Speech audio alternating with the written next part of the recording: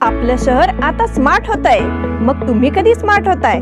Smart न्यूजचे YouTube channel subscribe करा, smart बना. नोटिफिकेशनसाठी bell आयकॉनवर क्लिक करा.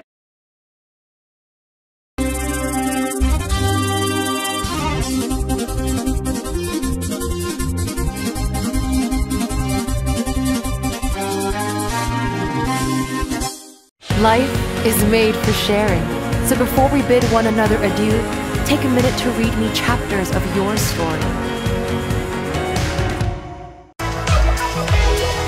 Expressing emotions I can't even explain.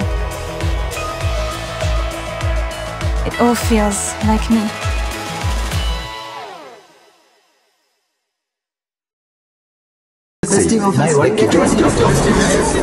या सगळ्या ऑफर्स मध्ये बेस्ट प्राइस भेटणार याची काय गॅरंटी? सगळेच गायब. म्हणूनच बीएससी देते लोवेस्ट प्राइस गॅरंटी. जर तुम्ही आमच्यापेक्षा कमी किमतीत सेम कपडे बाहेर कुठेही खरेदी केलात तर खरेदी केलेल्या किमतीच्या फरकाच्या दुप्पट रक्कम आमच्याकडून मिळवा. बीएससी द टेक्सटाईल मॉल मधून आताच खरेदी करा तुमची आवडती sari, ladies wear, men's wear, kids wear, तेही सर्वात कमी किमतीत. BSC the textile mall, Tilakwadi, Belagavi. नमस्कार. स्मार्ट न्यूजच्या आजच्या बुलेटिनमध्ये आपलं स्वागत. काँग्रेस अधिवेशन शताब्दी महोत्सवाच्या तयारीची मान्यवरांकडून पाहणी. बेळगाव येथे 26 डिसेंबर रोजी होणाऱ्या काँग्रेस अधिवेशनाच्या तयारीची कर्नाटक काँग्रेस प्रभारी रणदीप सुर्जेवाला यांच्यासह उपमुख्यमंत्री DK शिवकुमार यांनी आज पाहणी केली. बेंगलोरहून विशेष विमानाने सुर्जेवाला आणि शिवकुमार हे आज सोमवारी सकाळी बेळगावात दाखल झाले होते. शहरातील सीपेड मैदानावर येत्या दिनांक 27 रोजी होणाऱ्या जाहीर सभेच्या स्थळाची पाहणी आणि तयारीचा आढावा त्यांनी यावेळी घेतला. तसेच टिळकवाडी येथील वीर सौद येथे 26 डिसेंबर रोजी होणाऱ्या अधिवेशनाच्या संदर्भात देखील पाहणी करण्यात आली. देशभरातून येणाऱ्या काँग्रेस पदाधिकाऱ्यांसह अतिमहनी व्यक्तींची सोय, जाहीर सभेची तयारी याशिवाय अधिवेशनाची तयारी पाहणी आज करण्यात आली. बेळगाव जिल्ह्याचे पालकमंत्री सतीश जारकिहोळी आणि महिला बालकल्याण मंत्री लक्ष्मी हेब्बाळकर यांनी या अधिवेशनाच्या तयारीबाबतीत नुकतीच माहिती दिली आहे. रविवारी राज्याचे कायदा मंत्री HK पाटील यांनी देखील बेळगावला भेट देऊन तयारीची पाहणी केली आहे. अमित शाह यांच्या विरोधात विविध संघटनांची निदर्शने. देशाच्या घटनेचे शिल्पकार भारतरत्न डॉक्टर बाबासाहेब आंबेडकर यांचा अवमान करणारे वक्तव्य केंद्रीय गृहमंत्री अमित शाह यांनी केले आहे.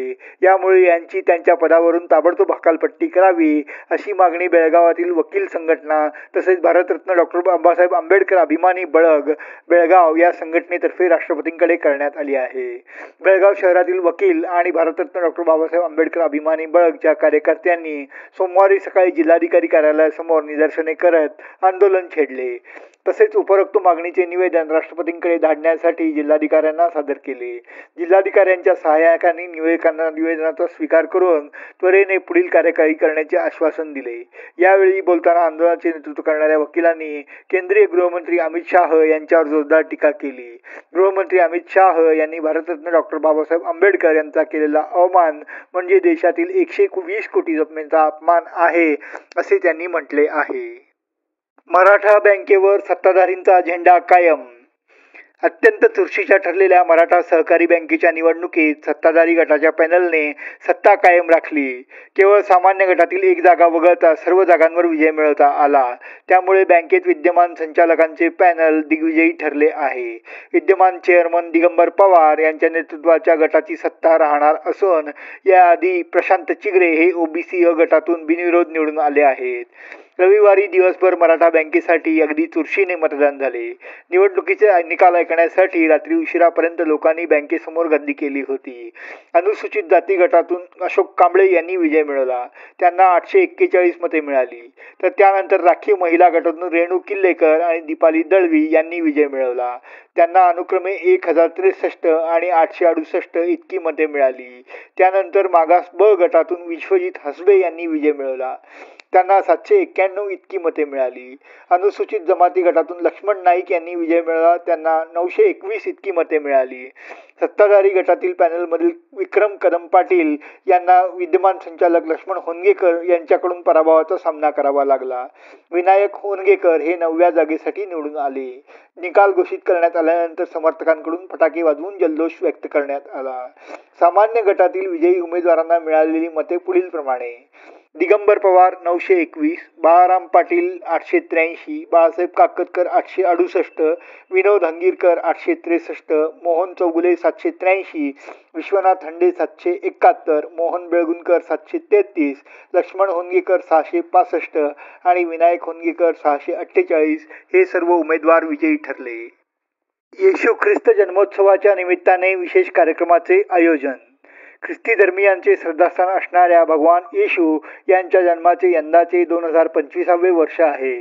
त्यानिमित्ताने ख्रिसमस उत्सव विशेष महत्त्वपूर्ण पद्धतीने साजरा करण्यात येणार आहे, अशी माहिती बेळगाव डायोसिसचे बिशप डेरेक फर्नांडिस यांनी माध्यम प्रतिनिधींना दिली.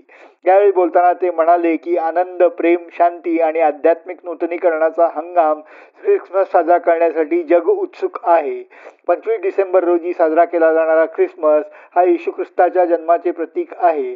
24 डिसेंबर रोजी सर्व चर्चमध्ये रात्री प्रार्थना आयोजित करण्यात येणार आहेत.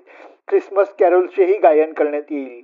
गरिबांची काळजी घेण्यासाठी आणि कोणीही उपाशी राहणार नाही याची काळजी घेण्यासाठी लोकांना प्रवृत्त करण्यासाठी विविध कार्यक्रमांचे आयोजन आहे.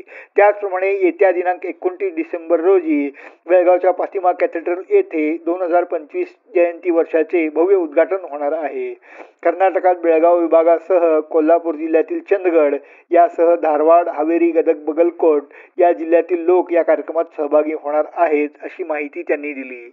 या पत्रकार परिषदेच्या वेळी father Pramod Kumar, Luis Rodrigues आणि इतर पदाधिकारी उपस्थित होते. यरगट्टी येथे अंगावर ट्रॅक्टर घालून भावाचा खून. जमीन वादातून मोठ्या भावाने लहान भावाच्या अंगावर ट्रॅक्टर घालून त्याचा खून केल्याची घटना यरगट्टी येथे घडली आहे. मुरगोड पोलीस स्थानकात या घटनेची नोंद झाली असून पोलिसांनी मोठ्या भावाला ताब्यात घेतले आहे. गोपाल अर्जुन भाविहाळ वय 27 राहणार यरगट्टी असे खून झालेल्या दुर्दैवी लहान भावाचे नाव आहे. त्याचा मोठा भाऊ मारुती अर्जुन भाविहाळ वय 30 याने त्याच्या अंगावर ट्रॅक्टर घालून त्याचा खून केल्याचे उघडकीस आले आहे.